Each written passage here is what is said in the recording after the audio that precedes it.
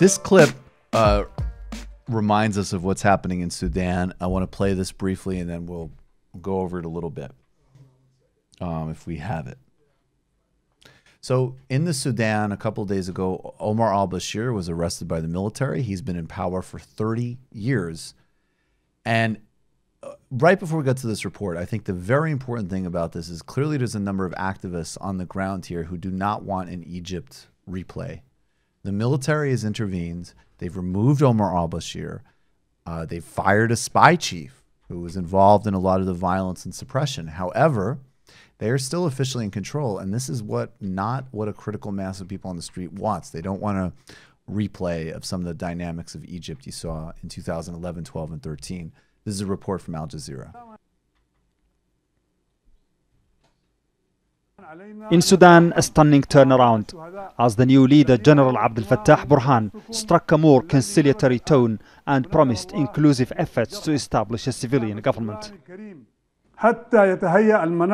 In order to provide an atmosphere for your desire to establish a state, we declare that the curfew be lifted. All detained under martial law will immediately be released. Human rights will be reinforced in line with international laws, the provincial rulers will be relieved of duty, and an invitation will be given to all the people, political parties, and organizations to engage in dialogue. A ceasefire will be enforced across the country, and we invite those carrying arms to lay them down, sit at the negotiation table, and agree to peaceful coexistence. Moments earlier, a group of opposition leaders held a news conference and once again called for a civilian government.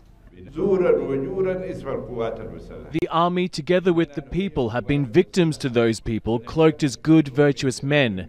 It is the duty and responsibility of the armed forces to protect the people and enforce the rule of law. The armed forces men who have fallen have done their best in ousting dictatorship and establishing a civil state. We and all the opposition parties refuse to hand over power to the military. We want a totally civil leadership. Burhan assumed power on Friday when another general, Awad ibn Auf, the man who had orchestrated the end of President Omar al-Bashir's 30-year rule, resigned. After that announcement was made, there were celebrations on the streets. Many Sudanese hope that Burhan, who is the Inspector General of the military and perceived to be less tainted than either of his predecessors, may be able to bring solutions to the problems that led to months of protests. So this is just, I think it's just also important to note, in addition to the situation there, two really important things. One, as Nasreen Malik, who writes for The Guardian's, pointed out, she's a really good writer on this, that, you know, like in 2006, 7, and 8, Sudan was a very trendy, like George Clooney kind of topic, and people were very focused on things that were absolutely real, like the crimes of Omar al-Bashir and Darfur. At times overlooking some of the complexities of the politics, but no doubt he was a totally brutal leader and a dictator, and someone who used ethnic and religious division, which have been actually overcome to some extent in this movement.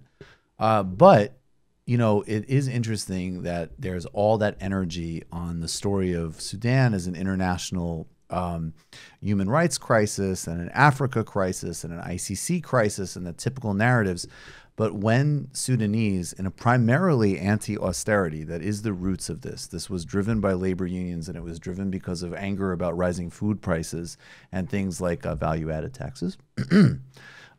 This was the movement that happened internally to depose Omar al-Bashir from power. And also Omar al-Bashir had sort of been, he was still wanted by the ICC, but some of the sort of rhetoric against him had cooled because he actually cooperated with the Europeans in a viciously anti-migrant stance. So all of these things loop together, and we need to see, you know, all of these places in and of themselves, and then also, you know, be attuned to the movements inside them and not our sort of projections on them. And Sudan is a really good example of that.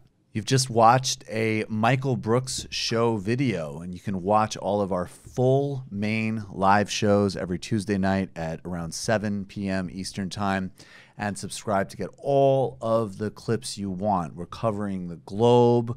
We're focusing on international relations, the intellectual dark web. We're having fun. We're doing deep dives with a lot of amazing guests. Of course, become a patron for the whole thing at patreon.com/TMBS, or subscribe to this YouTube channel and help us keep growing and get that content out there. Subscribe below.